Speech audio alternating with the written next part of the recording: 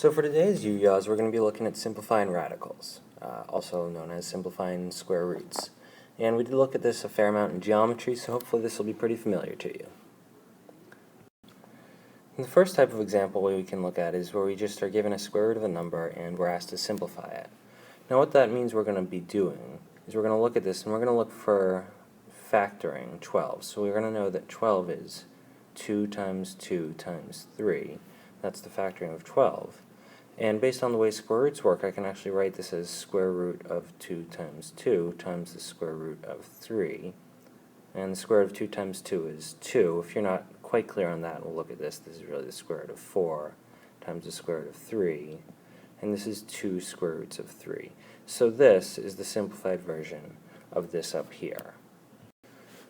Another way of approaching this is to start by just looking for what's the greatest square that divides 12, and to say, okay, that greatest square is 4, so I'll write this as square root of 4 times square root of 3, and it's going to be 2 square roots of 3.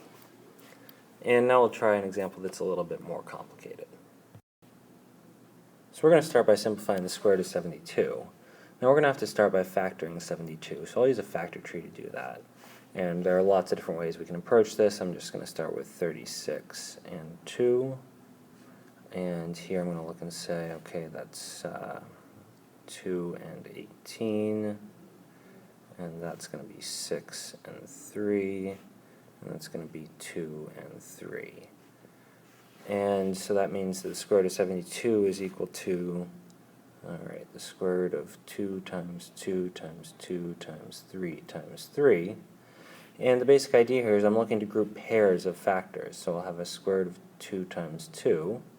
I'll have a square root of 3 times 3. And then I'm out of pairs, and I've just got this last square root of 2 left. And then what I do is I say, okay, square root of 2 times 2 is 2. Square root of 3 times 3 is 3. And that's times the square root of 2. So I get 6 square roots of 2. Now, as I said, we could also approach this by looking for the greatest square that divides 72. And I'm going to show you one of the potential hazards with that. Let's say that I look and I say, 9 divides 72. That must be the greatest square, so I'll write this as square root of 9 times square root of 8 is going to be 3 square roots of 8. So what I've done here isn't wrong, I'm just not done, because the square root of 8 can actually be simplified. And I could write that as 3 times the square root of 4 times the square root of 2, which is going to be 6 square roots of 2. So I do get to the same answer. Just make sure if you're looking for the greatest square that if you get someplace like this, you recognize you're not done yet. Now I could also have a number out in front here, like the 4, and be asked to simplify 4 square roots of 18. And the way I'd approach that is, well, first of all, I'm going to recognize that 18 is 3 times 6, and 6 is 2 times 3, so there's my factoring of 18.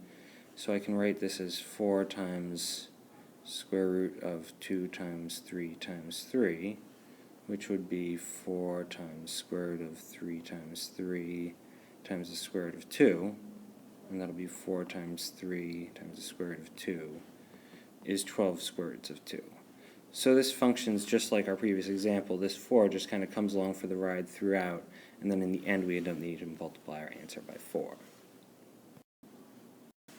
So you might also ask to simplify expressions like this, where we've got two radical expressions being multiplied. And when we do that, well, we can remember that multiplication we can rearrange in any order, as long as it's not multiplication of matrices. And we can rearrange this then as 2 times 3 times square root of 7 times square root of 2, and that's going to simplify as 6 square roots of 14. So I really just end up getting to multiply the whole number parts, and I end up being able to multiply the square root parts to get my solution here. But it won't always be quite that easy. I might give you something as follows.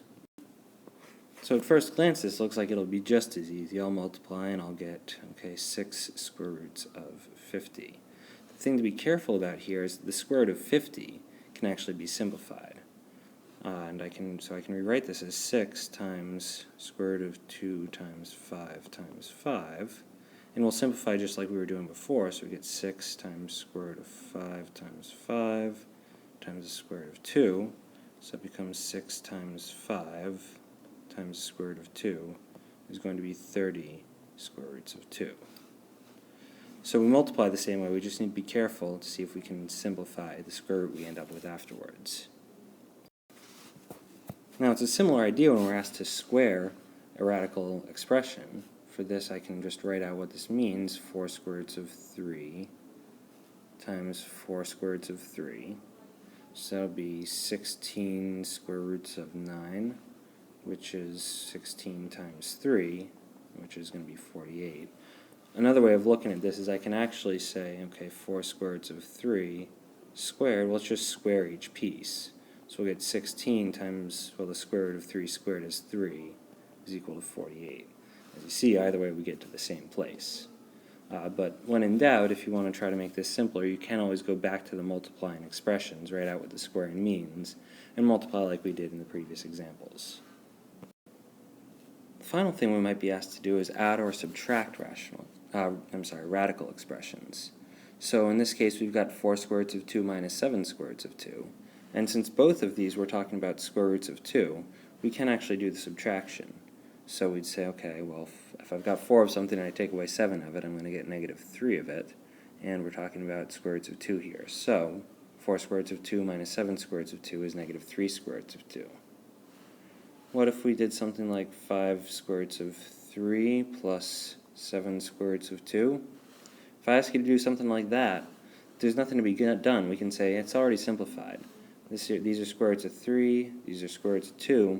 I can't combine those. Just like if I've got 5x plus 7y I can't combine, if the square root terms aren't the same, I can't combine. But be careful with this for the following reason. I look at 4 square roots of 18 plus 3 square roots of 2. At first it looks like I can't simplify at all. But I got to realize that this square root of 18 needs to be simplified. So I got to start by dealing with simplifying that and then see where we go from there. So I'll look and I'll say, okay, that's 4 square roots of 9 times square root of 2 plus 3 square roots of 2. And here I look and I say, okay, that's 4 times 3 square roots of 2 plus 3 square roots of 2. So that's going to give me 12 square roots of 2 plus 3 square roots of 2. And now I see that once I've simplified that square root of 18, these actually can be combined to give me 15 square roots of 2.